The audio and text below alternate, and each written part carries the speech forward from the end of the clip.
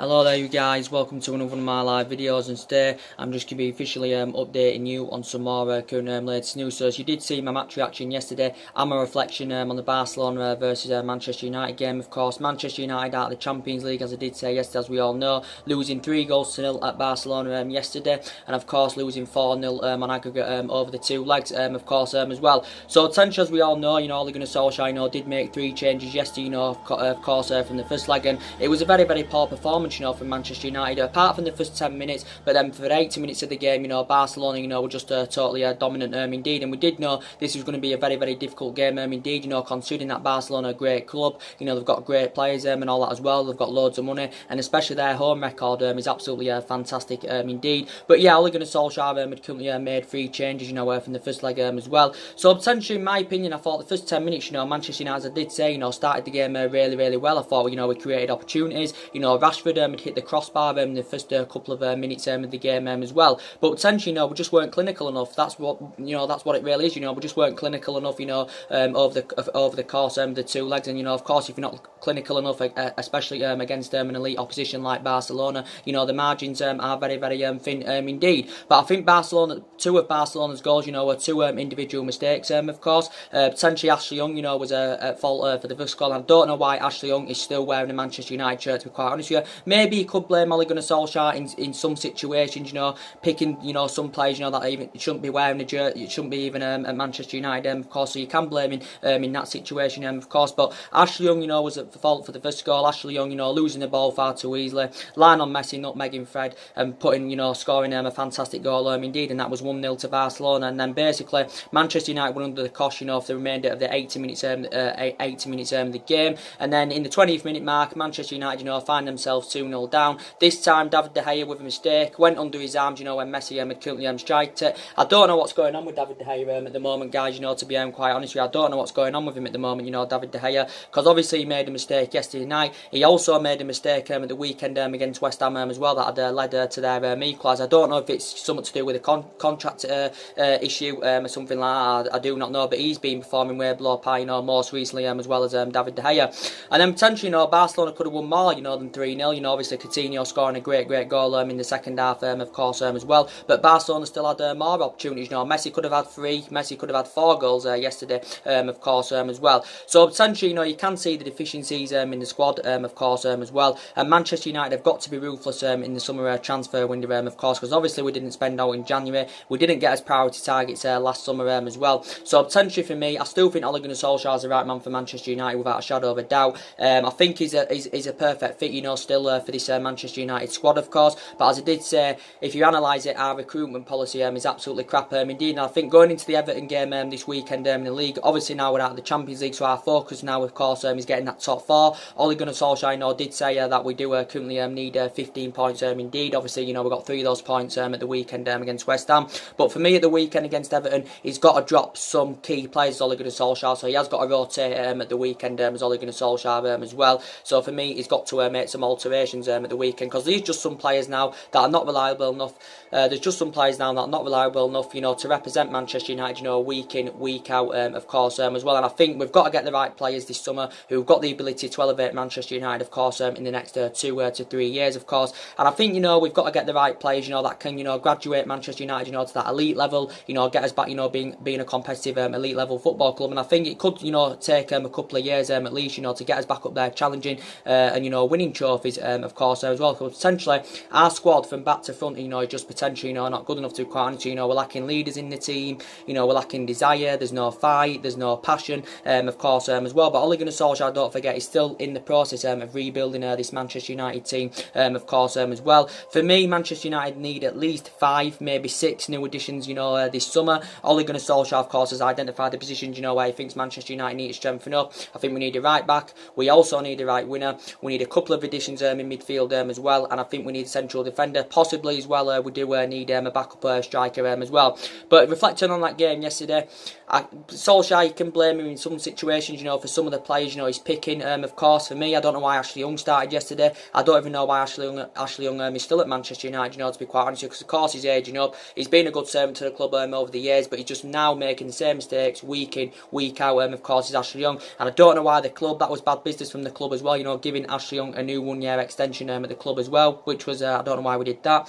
Phil Jones, Chris Smalling were very, very poor yesterday as well. I don't even know why Phil Jones and Chris Smalling are still at Manchester United as well, because they're aging up. Phil Jones has been here a good, if it is about 7-8 years he's been a Manchester United player now. I think this is Chris Smalling's 9th season as a Manchester United player as well. I don't understand why the club, give Phil Jones and Chris Smalling, new long-term deals as well. So they've got to get out of the door in the summer as well. Obviously, we know that Valencia is obviously, going in the summer as well. So potentially, we are expected to orchestrate a bigger summer clear out. For me, Paul Pogba's future, of course, is still up in the air. And Paul Pogba, again, very, very poor yesterday, for Manchester United. And Paul Pogba, let's be honest, he has been one of our most influential players, since Ole Gunnar Solskjaer has come in. But most recently, Paul Pogba has been very, very poor indeed, and I don't know what's going on at the moment. Of course, it's looking likely Ander Herrera is on his way out Manchester United this summer as well.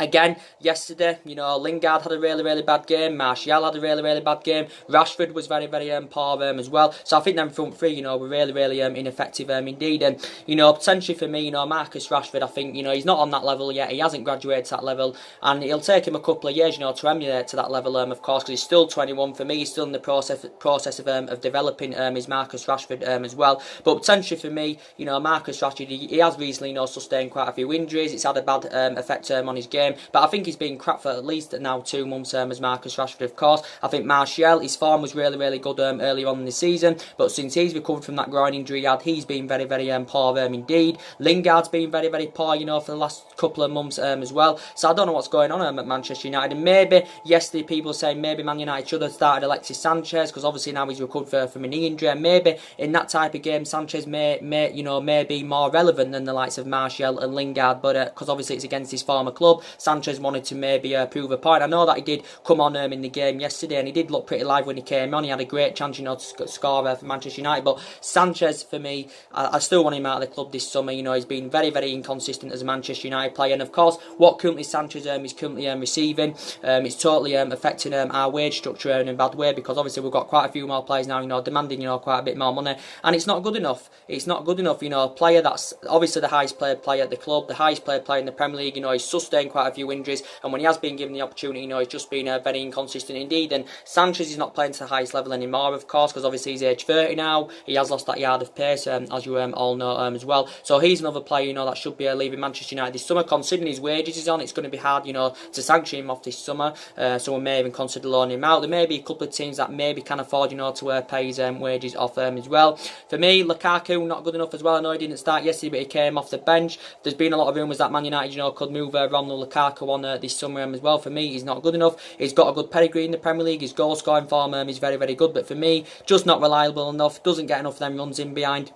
His finishing isn't good enough as well as Romelu Lukaku, so for me he's not reliable enough. Obviously we paid around £75 million him a couple of years ago as well, so I can see Lukaku leaving in the summer as well. I think if a new centre-back as well is to come in this summer, I also can see Eric Bailly possibly departing the club as well, because obviously Eric Bailly has been in and out of the team this season for Manchester United, so potentially I can see Eric Bailly departing the club if a new centre-back is to come in this summer as well. So yeah, definitely no players are going to go. Obviously, in the scenario with Ander Herrera, of course, as well. Obviously, he's reportedly said he's agreed a deal to join PSG. Reportedly, Herrera was demanding £200,000 a week from Manchester United. If he was to sign a new contract, reportedly, Man United were not willing to meet his £200,000 a week wage demands. Obviously, recently he hasn't been playing because obviously, he's been out with an injury as Ander Herrera. And overall, his performances have been really, really good, especially under Ole Gunnar Solskjaer. But obviously, most recently he hasn't been playing. But this is his 5th season now at Manchester United, Ander Herrera's. He's not a £200,000 a week player. There is better midfielders out there, of course, than Ander Herrera as well. And and Paul Pogba, there's been a lot of talks going on. His performances have been really, really poor. Most recently, there has been talks going on about Paul Pogba, saying that Man United are willing to offer him the captain's armband on a permanent basis, reportedly. To convince him to stay at Manchester United. Of course, his future is up in the air at the moment, because obviously a couple of weeks back he was talking a lot about Real Madrid was Paul Pogba. From Ole Gunnar Solskjaer Solskjaer's perspective, he insists he's happy at Manchester United, does Ole Gunnar Solskjaer. He insists he's happy at Manchester United, Paul Pogba, and Solskjaer insists he's still focused on Manchester United as well. And we do know Paul Pogba's agent Raiola has been in the process of finding him a new club. He's been in a couple of negotiations with Real Madrid. He's also been to Manchester United to negotiate some move Paul Pogba as well. But obviously we know Valencia's on his way out of the club in the summer when his contract expires, because he served 10 years as a Manchester United player. So I think we've got a decision to make who's going to get that captain's armband, and reportedly Paul Pogba is set to get that captain's armband on a permanent basis, of course. And I think Man United are set to begin contract negotiations with Paul Pogba, to get him a new contract at the club. Reports are coming out the other week saying that he was demanding around £500,000 a week was Paul Pogba, if he was to commit his long-term future with Manchester United. Of course, he's heading into his 4th season now as a Manchester United player, of course. But what's going on with Paul Pogba, most recently, he's a World Cup winner. He's potentially is allegedly supposed to be one of the best midfielders in world football, and he is when he's playing in the right vein and right manner. And we've just seen Pogba's just been a shadow of himself most recently, to be quite honest with you as well. So potentially I don't know what's going on. He's got over 2 years left on his deal, so he's under contract till 2021. There's an option of a further year as well, so he's demanding he wants £500,000 a week. You've got De Gea, as I said, he's been making mistakes recently as well. As I did say, is it something to do with a contract issue or something like that, because he reportedly wants £350,000 a week from Manchester United, does David De Gea.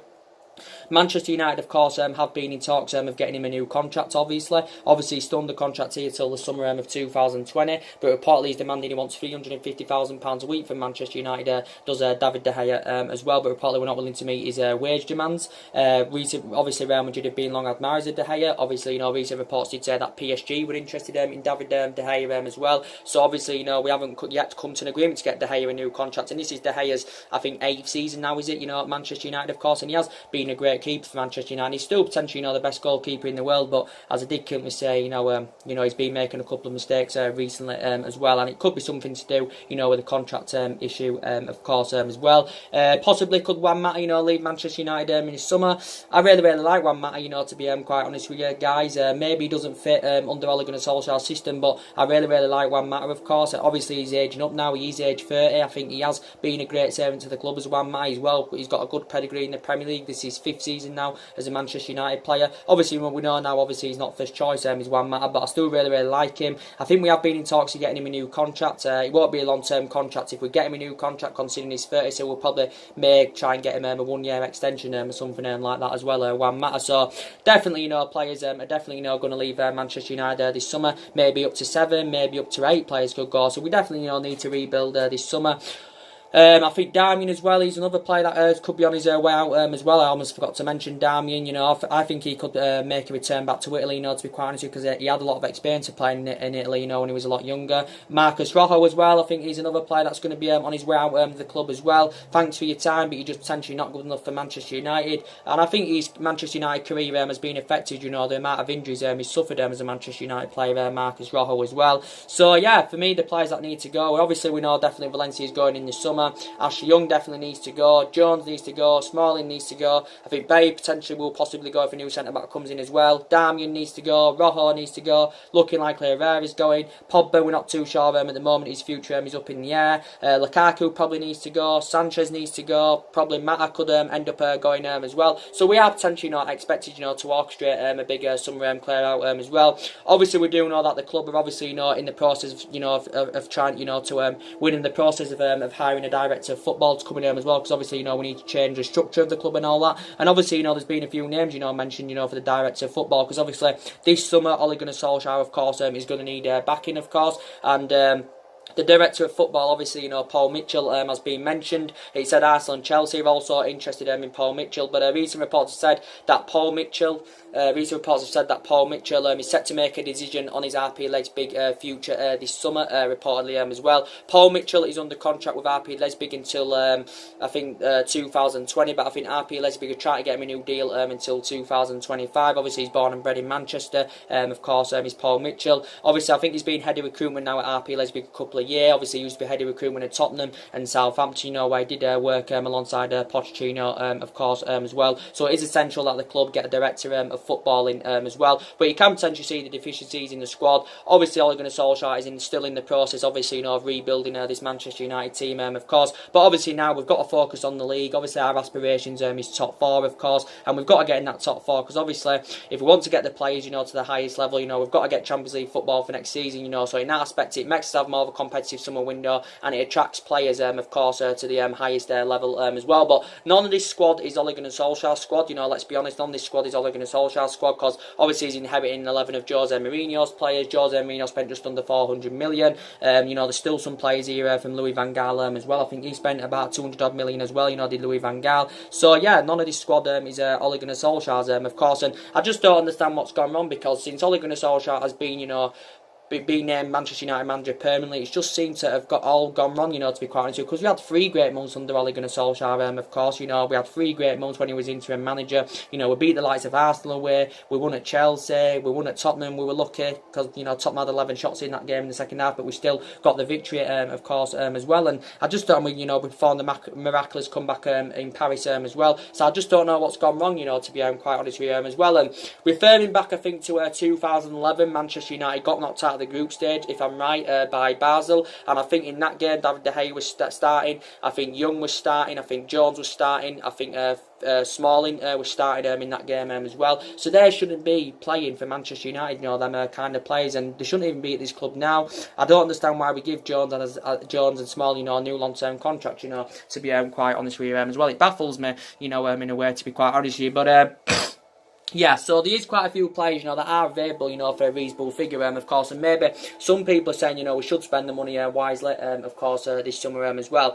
So potentially, you know, we've got Toby Alderweireld out there for a reasonable figure, and I think it'd be a great upgrade in our defence, you know, to be quite honest. We do know there's better players than Toby Alderweireld out there.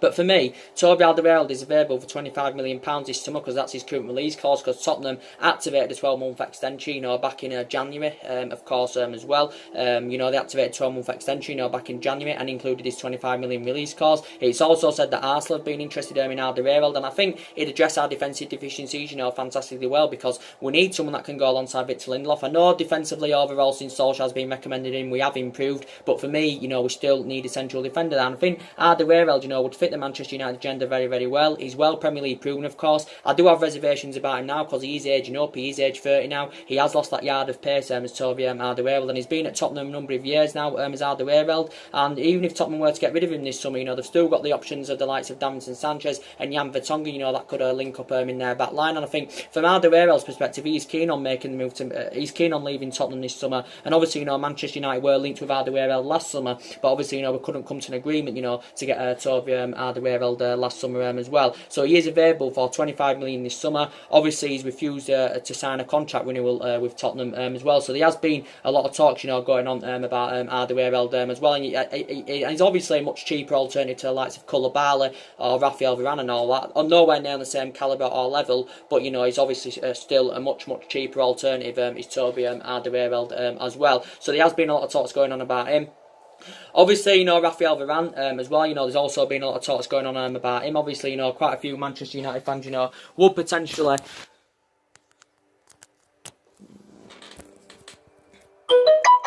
that. Something going wrong with my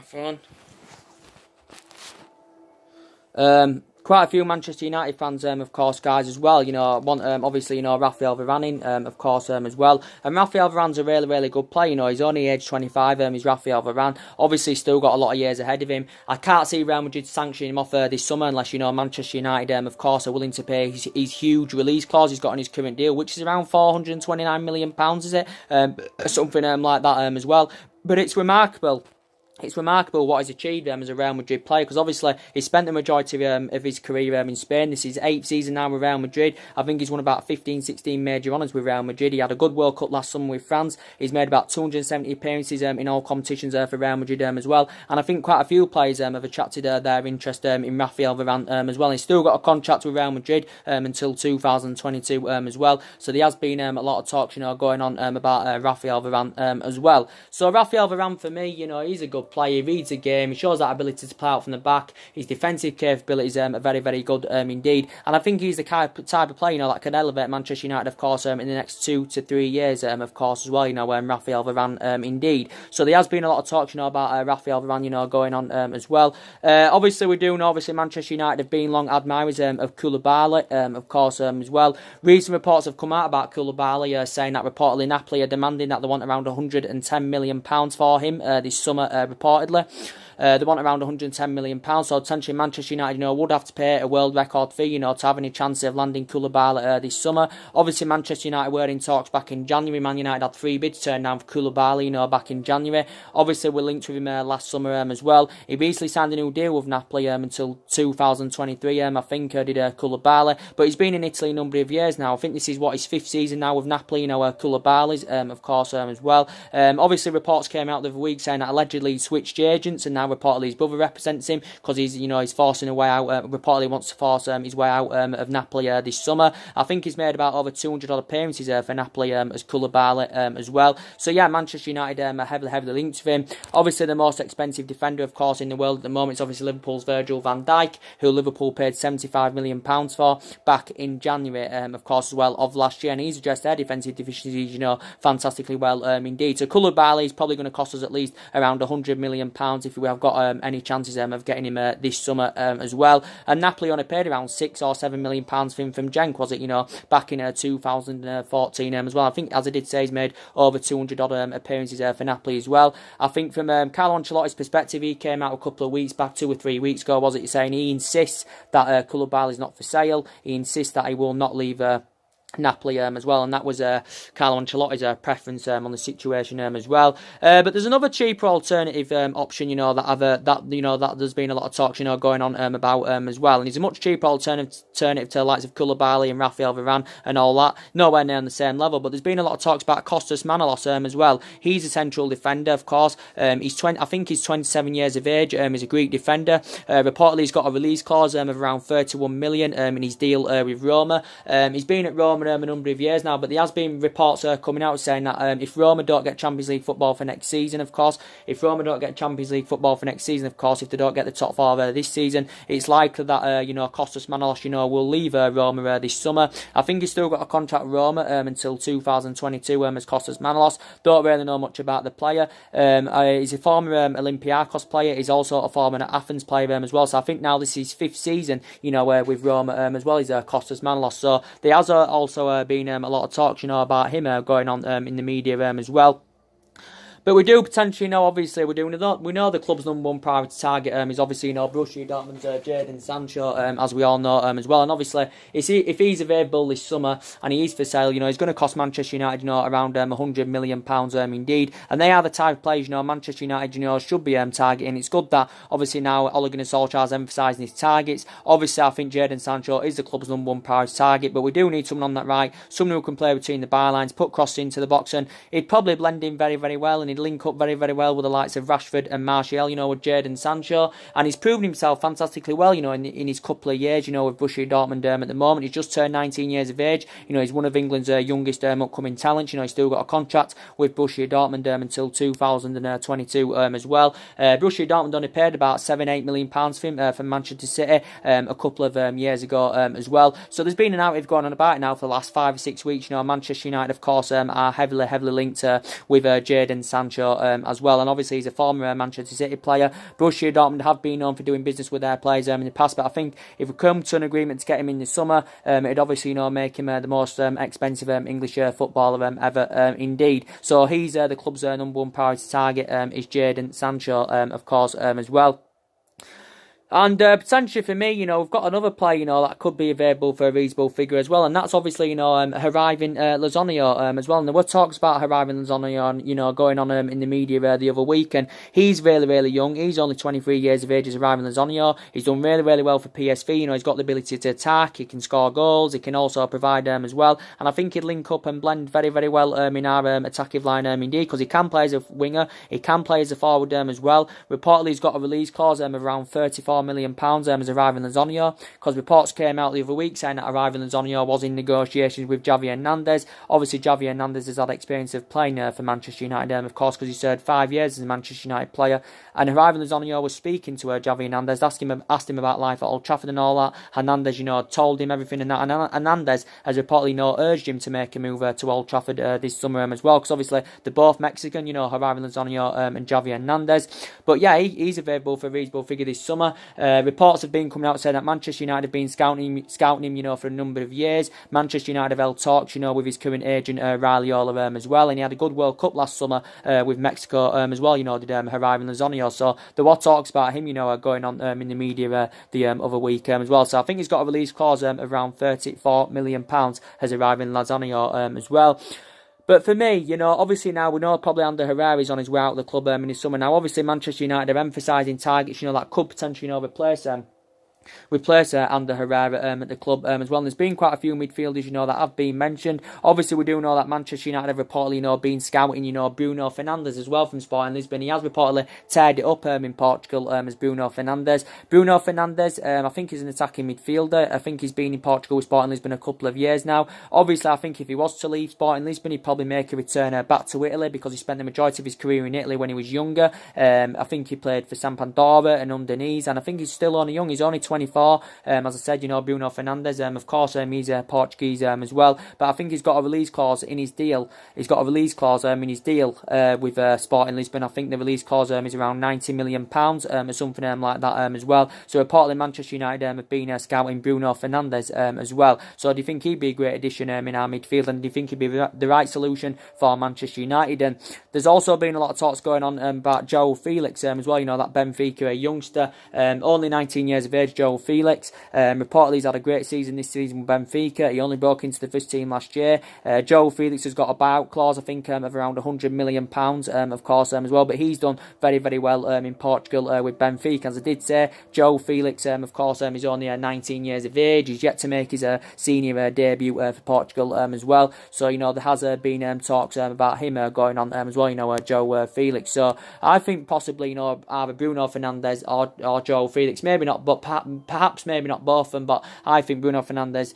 or João Felix, one of them probably, would be the right solution for Manchester United, because they're both very, very young. They've both, performed very, very well in Portugal as well. So yeah, Manchester United have been linked with him. I think Man United have instructed scouts, to also keep a close eye out on João Felix rather than Bruno Fernandes as well. So there has been talks about that going on. And we do know as well, Manchester United have been interested in Saul Niguez as well, that Atletico Madrid midfield. Do you think he'd be a good ideal replacement for Ander Herrera, Saul Niguez? And he plays for Atletico Madrid. He has spent the majority of his career with Atletico Madrid as Saul Niguez.